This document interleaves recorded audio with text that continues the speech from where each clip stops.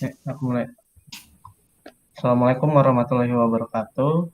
Kami dari kelompok satu, pada kesempatan kali ini kita akan mempresentasi materi rancangan usaha agribisnis. Next. Kami beranggotakan saya Leva Tamunif.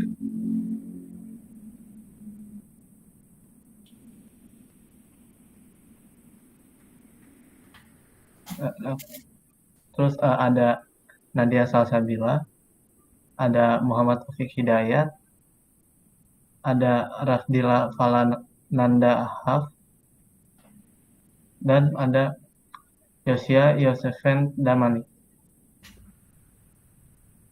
Next. Ya, pembahasan pertama ada entrepreneurial management. Dalam merintis sebuah perusahaan membutuhkan latihan dalam membangun sebuah institusi yang melibatkan manajemen. Banyak pengusaha yang hanya mencoba merintis sebuah usaha namun mengabaikan segala bentuk manajemen, proses, dan kedisiplinan. Faktor keberhasilan suatu usaha diyakini berasal dari kedisiplinan manajerial yang memanfaatkan peluang kewirausahaan atau bisa disebut dengan entrepreneurial management. Oke, untuk selanjutnya ada tantangan bagi perusahaan rintisan. Siklus bisnis pada perusahaan rintisan tidak akan berlangsung lama apabila hanya mengandalkan produk inovatif yang baru keluar, sebab hal tersebut akan mudah dilupakan oleh konsumen. Kegagalan ini merupakan bentuk pemborosan yang besar bagi perusahaan rintisan, baik dari segi ekonomi maupun sumber daya yang paling berharga seperti waktu, semangat, dan keterampilan individu. Oleh karena itu, perusahaan rintisan perlu memahami dan menerapkan gerakan Lean Startup untuk mencegah kegagalan hal ini. Also, the Lean Startup. The Lean Startup diambil dari The Lean Manufacturing yang dikembangkan oleh Taichi Ohno dan Shigeo Shingo pada perusahaan Toyota. The Lean Startup menyelesaikan ide-ide dengan konteks kewirausahaan, mengusulkan agar pengusaha menilai kemajuan mereka berbeda dari cara yang dilakukan oleh jenis usaha lainnya. Yang bisa sebagai contoh itu misalnya ada pertimbangan rekomendasi uh, supaya Anda membangun tim lintas fungsi dan meminta mereka bertanggung jawab atas apa yang biasanya disebut tonggak pembelajaran ketimbang mengatur perusahaan Anda ke dalam departemen fungsional yang ketat. Misalnya itu kayak pemasaran, penjualan, teknologi informasi.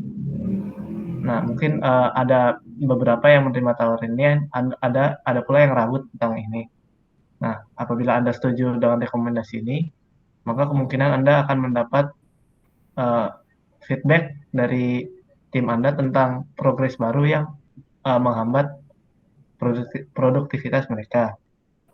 Teori kewirausahaan yang komprehensif harus membahas semua fungsi usaha tahap awal, visi dan konsep, pengembangan produk, pemasaran, dan penjualan, peningkatan skala, permintaan dan distribusi, serta dan struktur dan desain organisasi.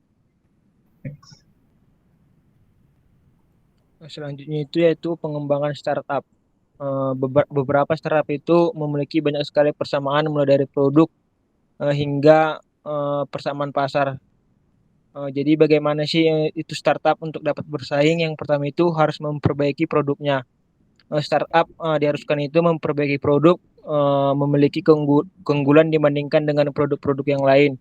Kemudian itu memperbaiki pasar. Nah, startup ini harus mampu menentukan ataupun jeli menentukan pasarnya. Dan yang terakhir itu memperbaiki operasi manajemen. Dengan perbaikan operasi manajemen itu diharapkan hasil-hasil produknya itu akan semakin meningkat. Next. Kemudian itu keberhasilan startup. Keberhasilan startup itu dapat dinilai dari 5 aspek. Yang pertama itu eksekusi rencana. Dengan strategi yang diterapkan itu sesuai dengan strategi yang diharapkan itu akan menjadi kesuksesan daripada startup.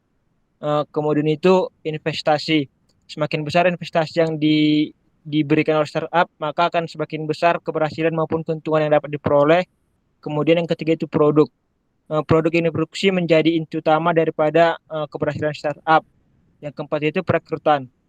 Perekrutan juga menjadi penilaian daripada keberhasilan baik perekrutan karyawan maupun mitra kerja yang dapat menarik beberapa pelanggan. Dan yang terakhir itu pelanggan sendiri, yaitu pelanggan dapat tercapai ataupun pelanggan itu harus sesuai dengan target yang telah direncanakan. Next. Kemudian startup juga memiliki tujuan yang benar, tujuan yang dapat menciptakan bisnis yang berkembang dan mengubah dunia.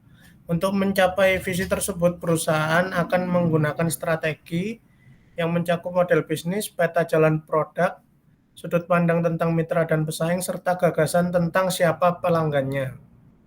Dalam kehidupan nyata, startup adalah portofolio kegiatan. Tantangan berwirausaha adalah menyeimbangkan semua kegiatan tersebut, bahkan perusahaan yang paling mapan pun harus melakukan investasi dalam inovasi agar tidak menjadi usang. Baiklah, sekian presentasi dari kelompok 1. Lebih kurangnya mohon maaf. Wabillahi taufiq wal hidayah. Wassalamualaikum warahmatullahi wabarakatuh.